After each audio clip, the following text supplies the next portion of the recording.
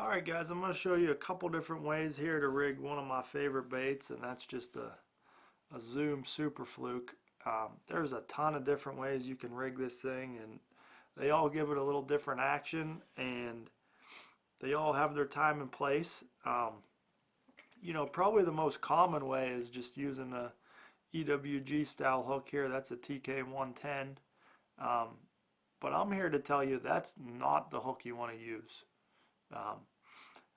You really, just for all around use in vegetation or in heavy cover, you want to throw the HD worm hook. That's just the TK100.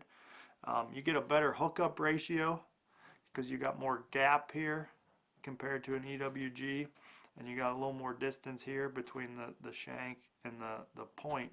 So that helps you get a little more better hookup ratio on a fluke. So that's just your standard Texas rig here. You just slide that down in there and run that through like so. So that's your standard worm hook right there that I'm probably throwing majority of the time if I'm throwing it in grass or around trees or anything like that. But once I get into open water and I'm chasing schooling fish, I like to take this finesse worm hook here.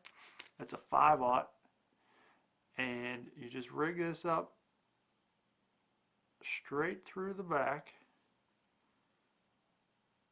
or I guess all the way up down here like so,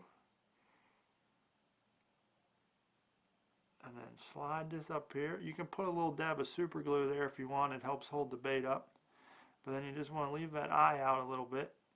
So then you got the hook exposed like that. This gives it a nice, still nice darting action, but you got that hook out. If fish swipes at it, he's getting hooked on that. So I'll throw that around schooling fish, or really just open water, smallmouth, anything like that. It really helps you get a better hookup, and you can cast it further actually, because I'll take a nail weight, shove a nail weight here in the tail. It's a little trick to help you get a further casting distance and still have a nice action.